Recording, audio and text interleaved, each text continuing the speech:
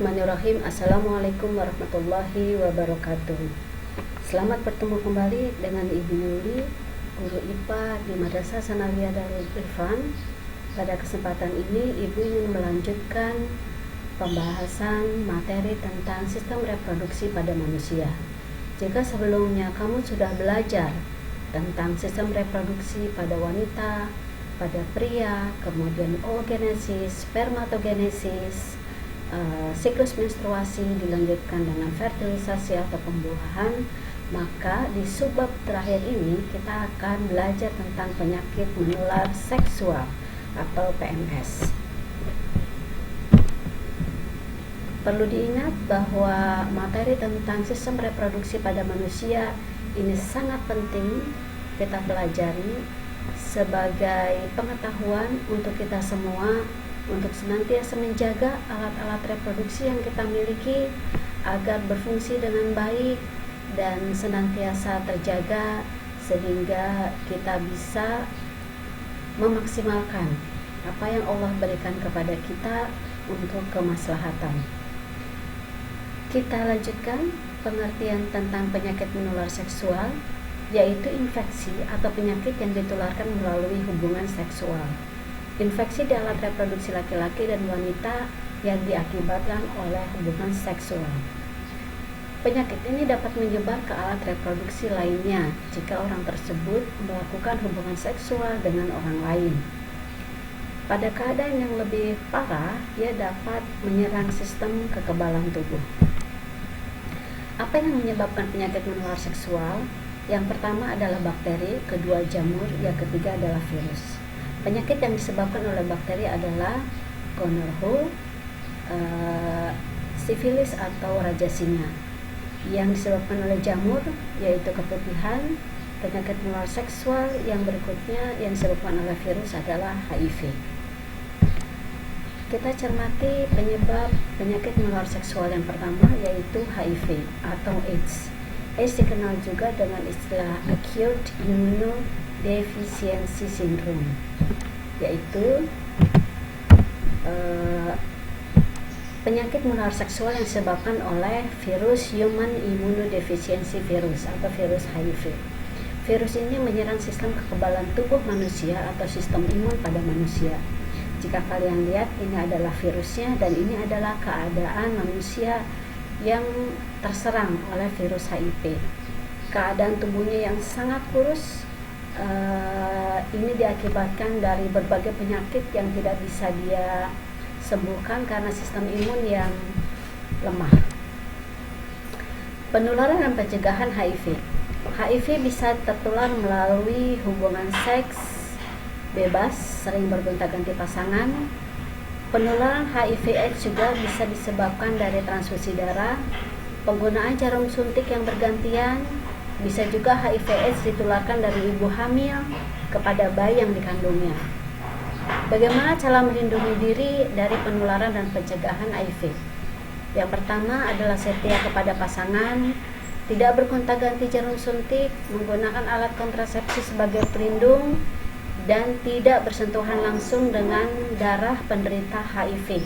Jika terjadi kecelakaan, kamu jangan coba-coba bersentuhan dengan darah korban karena tidak menutup kemungkinan kalian akan terinfeksi dari darah yang sudah mengandung virus HIV. HIV tidak akan tertular melalui dudukan kloset, penggunaan tempat makan bersama, bergandengan tangan, ataupun gigitan serangga. Berikutnya, penyakit menular seksual setelah HIV adalah gonorrhea. Disebabkan oleh bakteri Neisseria gonorrhoeae, itu rasa sakit dan keluar nanah pada saat kencing pada laki-laki. Kemudian pada wanita dia mengalami keputihan berwarna kuning atau hijau pada perempuan. Ini penyakit yang menimbulkan kebutaan pada bayi yang baru lahir. Jadi tidak hanya orang dewasa saja yang mengalami penyakit ini, anak yang baru lahir pun bisa terinfeksi dari ibunya dengan keadaan yang buta. Dia akan mengganggu sistem penglihatan. Ini adalah keadaan penyakit kencing nanah atau gonoru pada wanita, dan ini adalah penyakit kencing nanah atau gonoru pada pria.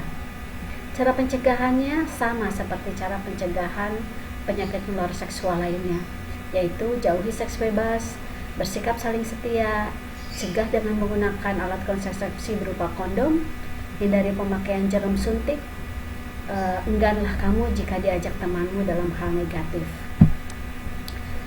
Berikutnya adalah sifilis atau raja singa. Penyebab penyakit sifilis adalah Treponema pallidum. Ciri penderita penyakit sifilis adalah luka pada alat kelamin. Dia dapat menyebar pada organ tubuh lainnya. Kalian bisa lihat bagian tubuh yang mengalami luka akibat dari bakteri Treponema pallidum ini. Selanjutnya adalah herpes simplex genitalis. Ini disebabkan oleh virus herpes simplex tipe 2. Dia menyerang kulit di daerah genital luar, anus, dan vagina. Di daerah genital ini akan mengalami pelepuhan seperti ini, dan ini sangat tidak nyaman, panas, dan nyeri. Ini pun bisa menyebar ke bagian tubuh lainnya. Keputihan adalah disebabkan oleh jamur Candida albicans. Dia dapat terjadi jika kebersihan vaginanya tidak terjaga. Ciri-ciri daripada penyakit keputihan ini terdapat cairan berwarna putih, kekuningan atau keabu-abuan, berbau tidak sedap, dan gatal pada vagina. Terakhir adalah epididymitis, yaitu peradangan pada saluran epididymis yang disebabkan oleh infeksi atau terkena penyakit menular seksual. Ciri-cirinya rasa nyeri disertai dengan pembengkakan pada salah satu testis. Ini adalah testis pada pria, dan ini adalah bagian epididymisnya yang mengalami pembengkakan karena infeksi dari kuman, dan salah satu dari testisnya mengalami pembengkakan. Apakah upaya-upaya untuk mencegah penularan penyakit pada sistem reproduksi manusia? Berikut adalah langkah-langkahnya. Yang pertama, gunakan celana dalam yang berbahan katun dan lembut. Hindari penggunaan celana berbahan kain jeans dan ketat, karena itu akan membuat daerah genital kita menjadi lembab dan berpotensi untuk tumbuhnya berbagai macam bibit penyakit. Biasakan membilas dengan bersih organ reproduksi. Setelah kalian buang air kecil atau buang air besar, bersihkan dengan baik dan menggunakan air yang bersih. Mengganti celana dalam 2-3 kali sehari, karena aktivitas membuat celana dalam menjadi lembab dan berpotensi untuk pertumbuhan kuman-kuman penyakit. Memotong rambut kemaluan karena bisa sebagai sarang kuman. Mengganti pembalut ketika kalian menstruasi paling tidak 2-3 jam sekali. Menghindari penggunaan sabun pembersih daerah kewanitaan dan panty liner secara terus-menerus, karena hal ini berpotensi untuk merusak pH vagina dan bisa menyebabkan kelembaban yang